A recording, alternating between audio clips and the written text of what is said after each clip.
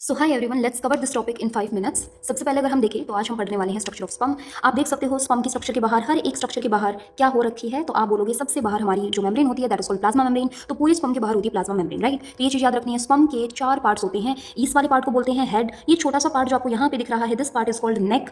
ये जो पार्ट आपको यहाँ से यहाँ तक दिख रहा है, this part is called middle piece. And जो लास्ट वाला पार्ट होता है, this part is called tail. तो इस तरीके से स्पर्म के टोटल कितने पार्ट्स होते हैं? 4 पार्ट्स होते हैं। वन बाय वन कवर करते हैं। हेड में बात करें तो सबसे ऊपर टॉप मोस्ट जो पार्ट होता है, this part is called acrosome.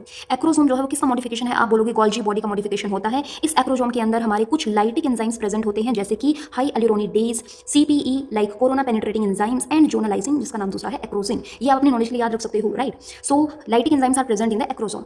उसके अलावा हेड में क्या होता है? उसके अलावा ये जो सबसे ज्यादा स्ट्रक्चर आपको दिख रही है, एलोंगेटेड स्ट्रक्चर दिख रही है, that is called nucleus. And इस न्यूक्लियस में कितने क्रोमोसोम होते हैं? तो आपको याद रखना है क्रोमोसोम, राइट। इस स्पेलिंग को ठीक कर लेते हैं फटाफट। क्रोमोसोम, तो कितने क्रोमोसोम होते हैं? तो आपको याद रखना है कि इसके अंदर होते हैं टोटल 23 क्रोमोसोम। हेड वाला पार्ट कंप्लीट हो चुका है। नेक्स्ट पार्ट क्या है? नेक। नेक के अंदर आपको दिखाई नहीं देगा, बट याद रखना है एक इधर की तरफ ये जो पार्ट होता है, this is called proximal centriole. देखो सेंट्रियोल का काम होता है किसी भी सेल को डिवाइड करना, एक सेल से 2 सेल बना, that is called centriole, right. तो ये जो नाम है वो क्या है? Proximal centriole.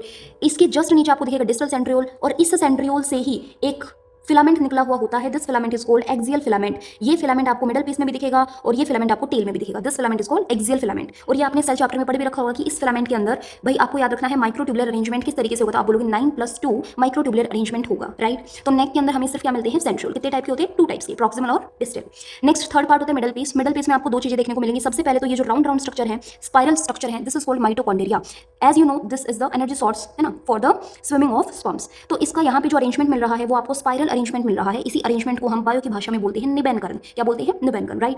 तो यहाँ पे एक तो आपको माइटोकॉन्ड्रिया का स्पाइरल अरेंजमेंट मिलेगा। इसके अलावा यहाँ पे जो जगह बच रखी है, इस जगह को बोलते हैं यार, इसमें थोड़ा बहुत साइटोप्लाज्म होता है। तो साइटोप्लाज्म की पतली सी शीट को बोलते हैं मैनचेट। क्या बोलते हैं? मैनचेट। तो मिडल पीस में हमें 2 चीजें देखने को मिली, माइटोकॉन्ड्रिया का स्पाइरल अरेंजमेंट एंड मैनचेट।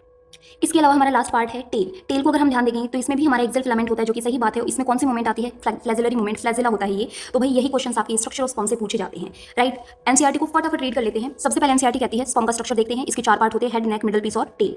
पूरे स्पर्म के बाहर जो आउटर साइड होती है that is called plasma membrane. Sperm के हेड में क्या होता है? लंबा सा हैप्लोइड न्यूक्लियस। हैप्लोइड मतलब इसमें 23 क्रोमोसोम होते हैं। और इसके टॉप पार्ट पे एक कैप लाइक स्ट्रक्चर होती है जिसको बोलते हैं एक्रोसोम। इस एक्रोसोम में बहुत सारे एंजाइम्स होते हैं जिसके नाम आपको बता दिए हैं, और ये एंजाइम हेल्प करते हैं ओवा की फर्टिलाइजेशन कराने के दौरान, राइट। और ये एक्रोसोम किसका मॉडिफिकेशन है? जल्दी से आंसर दे दो यार, क्योंकि मैं बता चुकी हूँ।